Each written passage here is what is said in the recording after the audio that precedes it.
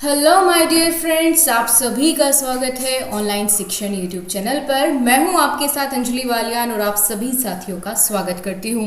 दोस्तों, आज हमारी उत्तर प्रदेश स्पेशल की ये क्लास नंबर 2 है। इससे पहली क्लास में हम लोग उत्तर प्रदेश का सामान्य परिचय, उसकी भौगोलिक स्थिति और उसकी हिस्ट्री क्या थी, इन सब चीज़ों के बारे में हमने कल की क्लास में बहुत अच्छे से with the help of diagram सीखा। तो आज की क्लास में हम लोग उत्तर प्रदेश के 75 जिलों के बारे में, उनकी सीमा किस राज्य से लगती है, इन चीज़ों को याद करने वाले हैं। सबसे पूर्वी सीमा पर कौन सा जिला है उत्तर प्रदेश का, सबसे पश्चिमी जिला कौन सा है, ये सारी बातें हम इस क्लास में जानेंगे। और पेपर में यहाँ से ज़रूर आपके प्रश्न पूछा जाता है, चाहे आपका वो सुपर टेट का एग्ज़ाम हो या पीईटी लेखपाल वीडियो जैसा कोई भी एग्ज़ाम हो जिसमें यूपीजी के पूछा जाता है। उन सभी को ध्यान में रखते हुए इस क्लास को तैयार किया गया है। तो चलिए बिना किसी देरी किए शुरुआत करते हैं। सबसे पहले तो आप लोग यहाँ पर ये देख पाएंगे, ये है हमारे उत्तर प्रदेश का मैप। तो इस मैप की सहायता से ही हम लोग समझेंगे कि कौन सा पूर्वी जिला है, कौन सा पश्चिमी है। ठीक है, सबसे पहले तो हम लोग देखने वाले हैं कि हमारा उत्तर प्रदेश का सबसे पूर्वी जिला कौन सा है। तो आप लोग जानते हैं कि ये इधर कौन सी दिशा होती है, पूर्व दिशा। इधर कौन सी दिशा होती है, तो इधर आपकी पश्चिम दिशा होती है, और इधर उत्तर दिशा होती है, और इधर होती है दक्षिण। ठीक है दोस्तों, अब हमें देखना है कि यहाँ पर उत्तर प्रदेश का सबसे पूर्वी जिला आपको कौन सा दिखाई दे रहा है, कौन सा नजर आ रहा है। तो यहाँ पर आप लोग देख पाएंगे सबसे पूर्वी सीमा पर यहाँ पर बलिया स्थित है। ठीक है, इसको थोड़ा सा मैं जूम कर देती हूँ ताकि आप लोग आसानी से इसको देख पाएँ और आपको ये चीज़ें याद बनी रहे। तो ये यहाँ पर आप लोग देख सकते हैं सबसे पूर्वी जिला कौन सा है उत्तर प्रदेश का, बलिया है। अब हम लोग देखेंगे सबसे पश्चिमी जिला। तो दोस्तों, सबसे पश्चिमी जिला आप लोग देख पाएंगे, यहाँ सबसे ज़्यादा इधर पश्चिमी साइड में कौन सा जिला स्थित है, तो ये शामली जिला स्थित है। ठीक है, तो सबसे पश्चिमी जिला यहाँ पर हो जाता है आपका शामली जिला। अब बात करते हैं सबसे उत्तरी जिले की। तो सबसे उत्तर में स्थित है, यहाँ पर आप लोग देख पाएंगे सहारनपुर। ठीक है, और सबसे दक्षिण में कौन सा जिला स्थित है, तो सबसे दक्षिण में यहाँ पर आपका जो जिला स्थित है वो आप लोग देख पाएंगे, यहाँ पर सोनभद्र जिला सबसे दक्षिण में स्थित है। अब इसको मैं एक बार यहाँ पर ड्रॉ कर देती हूँ ताकि आपको ये अपने नोट्स में लिखने में आसानी रहे और आपको याद भी रहे। तो सबसे पूर्वी जिला कौन सा मैंने आपको बताया, बलिया। ठीक है, आप लोग अपने नोट्स में लिखते चलिए, बलिया। और सबसे पश्चिमी जिला कौन सा है, शामली है। सबसे उत्तरी जिला कौन सा है, तो सहारनपुर। और सबसे दक्षिणी जिला कौन सा है दोस्तों, सोनभद्र है। ठीक है, याद हो गया आप सभी को। यहां से क्वेश्चन आपके एग्जाम में बिल्कुल आ जाता है। आगे बढ़ते हैं दोस्तों। आगे बढ़ने से पहले मैं आपको इसी मैप की मदद से एक छोटा सा ये भी क्लियर कर देना चाहती हूँ कि हमारे उत्तर प्रदेश के किस दिशा में कौन कौन सा राज्य स्थित है। ठीक है, कौन कौन से राज्य से हमारे उत्तर प्रदेश की सीमा लगती है। तो दोस्तों, कुल मिला के 9 राज्यों के साथ, जिनमें 8 तो राज्य है और एक केंद्र शासित प्रदेश है, तो 8 राज्य और एक केंद्र शासित प्रदेश से उत्तर प्रदेश की सीमा लगती है। तो देखिए, यहाँ से सबसे दक्षिण से शुरुआत करेंगे तो यहाँ पर सोनभद्र की सीमा जो है वो 3 राज्यों से लगती है, जिसमें इधर आ जाता है आपका झारखंड, इधर आ जाता है आपका छत्तीसगढ़, और यहाँ आपका आ जाता है मध्य प्रदेश। ठीक है, इसी प्रकार से अगर बात करें दोस्तों, यहाँ पूरा मध्य प्रदेश का एरिया है, और ललितपुर 3 तरफ से मध्य प्रदेश से घिरा हुआ है। ठीक है, ललितपुर जो है मध्य प्रदेश से तीनों तरफ से घिरा हुआ है। तो यहाँ बात करते हैं, फिर इधर राजस्थान आ जाता है, इधर दिल्ली आपका स्थित है। इसके ऊपर जाएंगे तो यहाँ पर आपका हरियाणा से सीमा लगती है इन सभी जिलों की। अभी बताएंगे कौन कौन से जिले। तो एक बार थोड़ा सा रोड मैप आपको यहाँ पर मैं बता रही हूँ। हरियाणा के ऊपर यहाँ पर हम जाएंगे सबसे ऊपर की तरफ, तो यहाँ आपकी हिमाचल प्रदेश से सीमा लगती है, इधर उत्तराखंड से सीमा लगती है, उत्तराखंड राज्य से सीमा लगती है उत्तर प्रदेश की। फिर यहाँ आते आते बिहार से सीमा लगेगी। ठीक है, बिहार, और इधर झारखंड मैंने आपको बता ही दिया है, इधर आ जाएगा यहाँ बिहार। ठीक है, तो थोड़ा सा इसको यहाँ पर हम आगे आगे चल के क्लियरली जानते चलेंगे। अब यहाँ पर दोस्तों कुछ फैक्ट्स है जो आपके एग्जाम में सीधे सीधे पूछ लिए जाते हैं। जैसे पहला आप लोग यहाँ पर देख पाएंगे कि मध्य प्रदेश राज्य से 3 तरफ से कौन सा जिला जो है वो घिरा हुआ है उत्तर प्रदेश का। तो अभी अभी मैंने बताया आपको कि ललितपुर जो है तीनों साइड से उत्तर प्रदेश से घिरा हुआ है। दूसरा है उत्तर प्रदेश से लगा सबसे लंबी सीमा वाला राज्य कौन सा है? तो दोस्तों मध्य प्रदेश की सीमा जो है सबसे ज्यादा उत्तर प्रदेश को टच करती है बाकी सभी राज्यों की अपेक्षा। ठीक है, आगे चलते हैं। उत्तर प्रदेश से लगा सबसे छोटी सीमा वाला राज्य, जिस राज्य से सबसे छोटी सीमा साझा करता है उत्तर प्रदेश, वो है हिमाचल प्रदेश। इससे केवल सहारनपुर की सीमा ही टच होती है। आगे बात करें तो उत्तर प्रदेश के सहारनपुर जिले के सीमावर्ती राज्य के नाम बताइए। कौन कौन से जिले से जो हमारा सहारनपुर जिला है उससे कौन कौन से राज्यों की सीमा जो है वो लगती है? वो हरियाणा, उत्तराखंड और हिमाचल प्रदेश से लगती है। आगे बात करें उत्तर प्रदेश के सोनभद्र जिले के सीमावर्ती राज्य कौन कौन से हैं? तो दोस्तों सोनभद्र मैंने आपको बताया सबसे दक्षिणी जिला है, तो उसकी सीमा के 4 राज्यों से लगती है, जो कि सबसे ज्यादा है। ये भी आपको याद रखना है, सबसे ज्यादा राज्यों से इसकी सीमा टच करती है।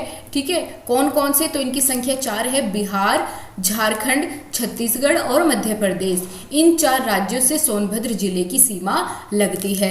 आगे बात करते हैं उत्तर प्रदेश के सर्वाधिक 11 जिलों को स्पर्श करने वाला राज्य कौन सा है? तो वो मध्य प्रदेश है। मध्य प्रदेश से सबसे ज्यादा सीमा लगती है उत्तर प्रदेश की, और कुल 11 जिले ऐसे हैं जो मध्य प्रदेश की सीमा को स्पर्श करते हैं। ठीक है, ये भी बहुत इंपॉर्टेंट फैक्ट है, एग्जाम में सीधा सीधा पूछ लिया जाता है। नेक्स्ट है प्रदेश के सबसे कम जिलों को स्पर्श करने वाला जिला कौन सा है? यहाँ पर पूछा गया है प्रदेश के सबसे कम जिलों को स्पर्श करने वाला जिला, यानी उत्तर प्रदेश में आप लोग देखेंगे तो ललितपुर जो है वो बिल्कुल यहाँ पर देखिए एक ही जिले से आपस में एक ही जिले को टच कर रहा है, झांसी को, जबकि ऐसा और कोई भी जिला नहीं है, और सभी बाकी 2 या 2 से अधिक जिलों की सीमा को टच करते हैं, लेकिन ललितपुर इकलौता ऐसा जिला है जो कि सिर्फ झांसी से ही टच होता है और बाकी 3 तरफ से मध्य प्रदेश से घिरा हुआ है। ठीक है दोस्तों, तो ये यहाँ पर कुछ इंपॉर्टेंट फैक्ट हो गए उत्तर प्रदेश की भौगोलिक सीमाओं से संबंधित।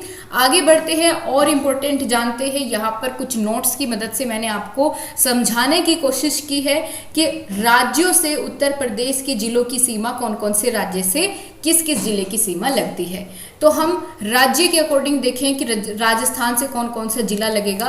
तो सबसे पहले बात करेंगे राजस्थान से 2 जिलों की सीमा लगती है, जो कि मथुरा और आगरा है। ऊपर मैप में आपको दिखाऊं तो यहाँ पर देखिए मथुरा और आगरा कहाँ पर स्थित है। ये रहा मथुरा और आगरा, यहाँ क्या है आपका राजस्थान है। तो राजस्थान से सिर्फ इन 2 जिलों की सीमा लगती है, मथुरा और आगरा की।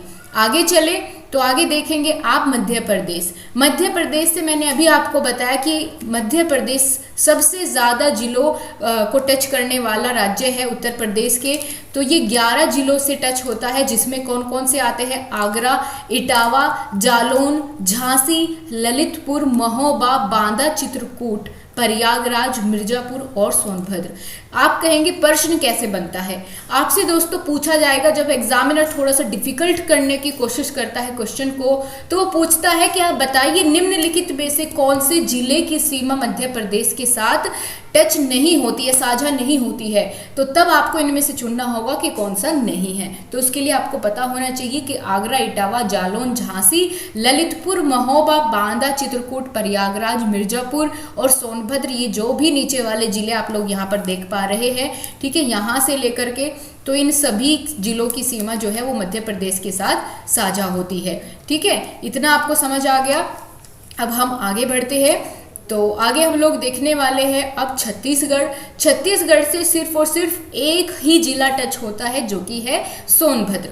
ठीक है, और सोनभद्र के बारे में मैंने आपको दोस्तों अभी एक फैक्ट बताया था कि सोनभद्र जो है वो सबसे ज्यादा राज्यों की सीमा को स्पर्श करता है और कुल 4 राज्यों की सीमा को स्पर्श करता है।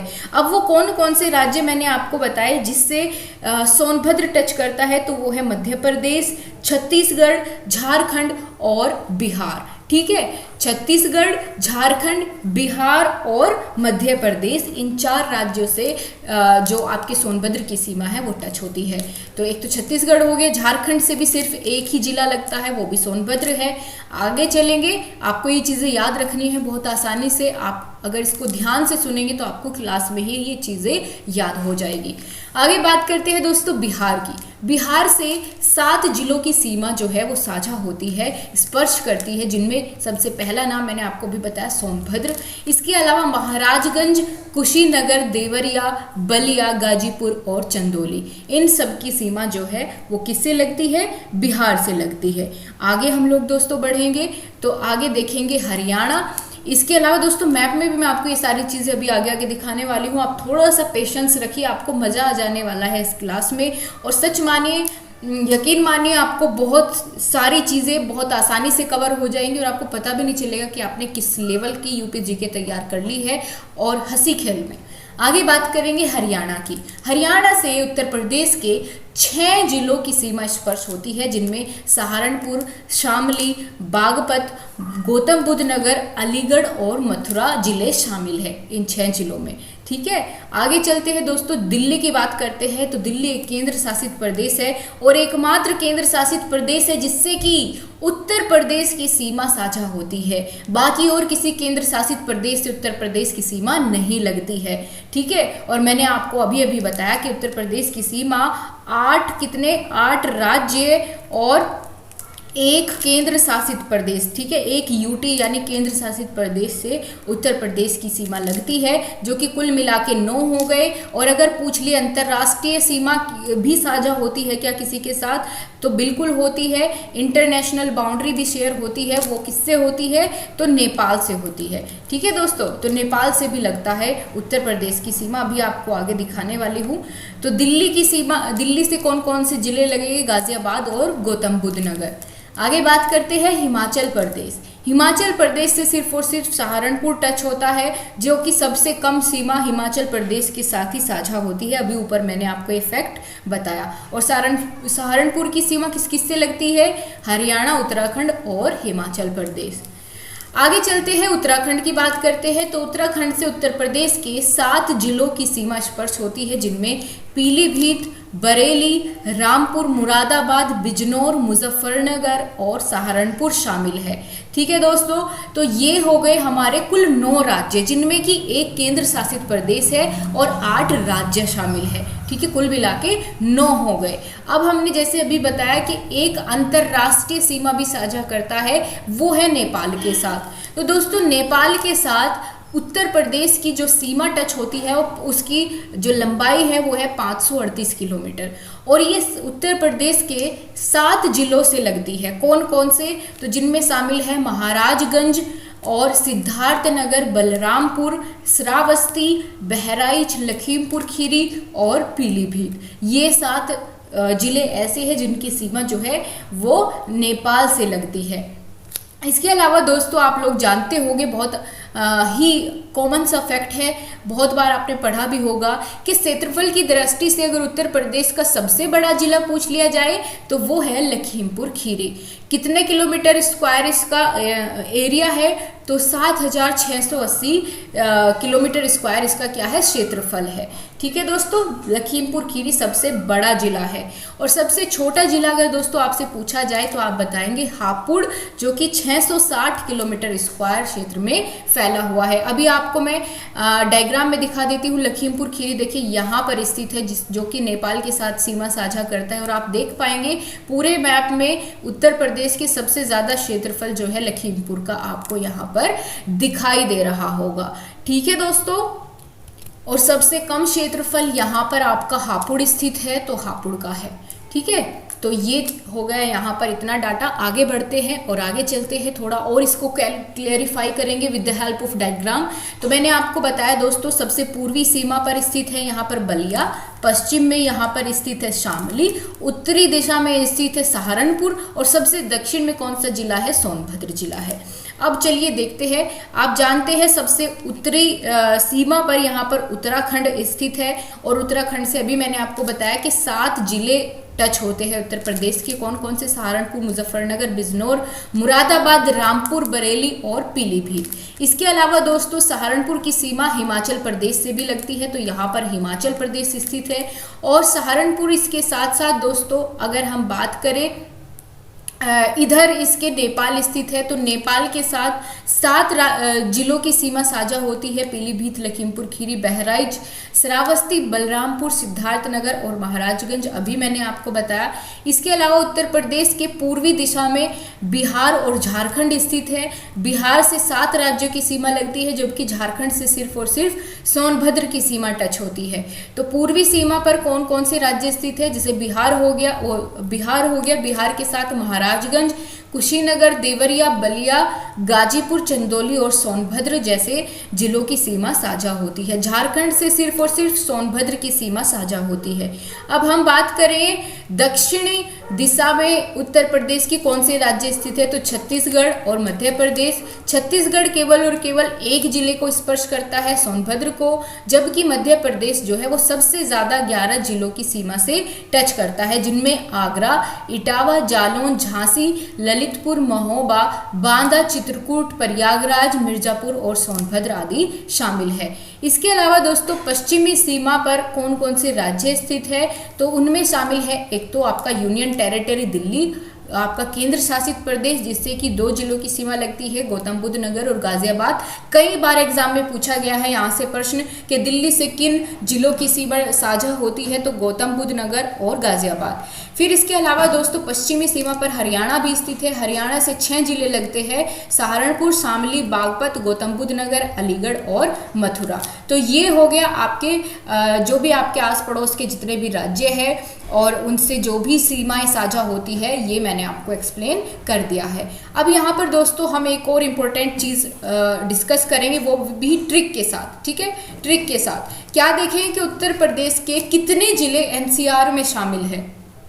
तो दोस्तों उत्तर प्रदेश के कुल 8 जिले एनसीआर में शामिल है, जिनमें कौन कौन सा आता है, शामली आता है, गौतम बुद्ध नगर, मुजफ्फरनगर, बागपत, मेरठ, गाजियाबाद, हापुड़ और बुलंदशहर। अगर दोस्तों आपको मेरी आवाज़ थोड़ी स्पीड से जाती हुई लग रही है तो आप उसको स्लो अपने हिसाब से तेज़ या कम भी कर सकते हैं। आपको यहाँ 3 डॉट्स दिए होंगे, जिसके हिसाब से आप उसको कम या ज़्यादा कर सकते हैं।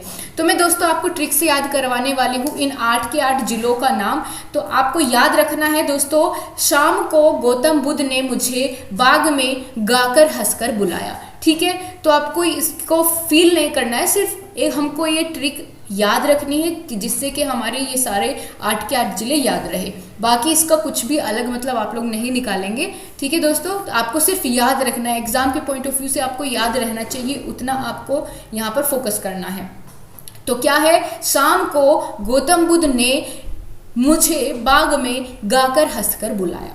तो शाम से बन गया दोस्तों शामली। अब देखिए आपको कैसे 8 के 8 जिले चुटकियों में याद हो जाएंगे। शाम से क्या बना दोस्तों, शामली बना। गौतम बुद्ध से गौतम बुद्ध नगर, ने आपका साइलेंट रहेगा, मुझे से बनेगा मुजफ्फरनगर, और बाग यानी बागपत, में मेरठ, और गाकर यानी गा से बनेगा गाजियाबाद, और हस से या है से बनेगा हापुड़, और बुलाया, ठीक है, बुल से बनेगा बुलंदशहर, ठीक है। याद हो जाएगा आपको। एक बार आप मेरे साथ बोलिए, शाम को गौतम बुद्ध ने मुझे बाग में गाकर हंसकर बुलाया। तो फनी सी ट्रिक है, ठीक है, इसी से आपको याद हो जाएगा। शाम से शामली, गौतम बुद्ध नगर, मुझे से मुजफ्फरनगर, बागपत, मेरठ, गाजियाबाद, हापुड़ और बुलंदशहर। इसके अलावा दोस्तों मैंने आपको ये फैक्ट बता ही दिया है कि उत्तर प्रदेश की सीमा सबसे ज़्यादा मध्य प्रदेश से लगती है और सबसे कम हिमाचल प्रदेश से।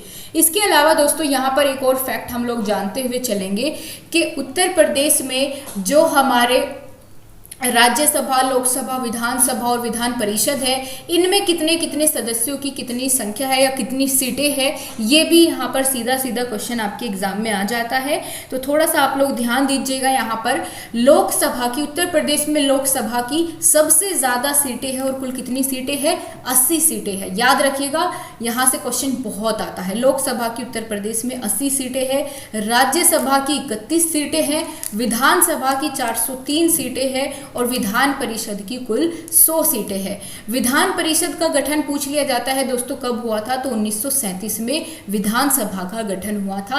आपको क्लियर कट इन्फॉर्मेशन मिलेगी जो कि आपके एग्जाम के पॉइंट ऑफ व्यू से महत्वपूर्ण है। इसके अलावा दोस्तों जो उत्तर प्रदेश का विधानमंडल होता है वो द्विसदनात्मक होता है। यहाँ भी क्वेश्चन पूछ लेता है कि उत्तर प्रदेश का विधानमंडल कैसा है, एक सदनात्मक है या द्विसदनात्मक है, ठीक है। तो आप बताएंगे द्विसदनात्मक होता है। ये सीटों की संख्या आप लोग लोग याद रखेंगे, ये हमने देख लिया। इसके अलावा दोस्तों उत्तर प्रदेश में हमारे जो है राज्य का मौसम कैसा रहता है, तो 3 मौसम या आप कह सकते हैं कि 3 ऋतुएं होती है, जिनमें शामिल है वर्षा ऋतु, ठीक है, ग्रीष्म ऋतु और शीत ऋतु। तो इसको भी साथ में ही यहाँ पर थोड़ा सा कंफर्म करते हुए चलिए, क्लियर करते हुए चलिए, आपके पेपर में आ जाता है।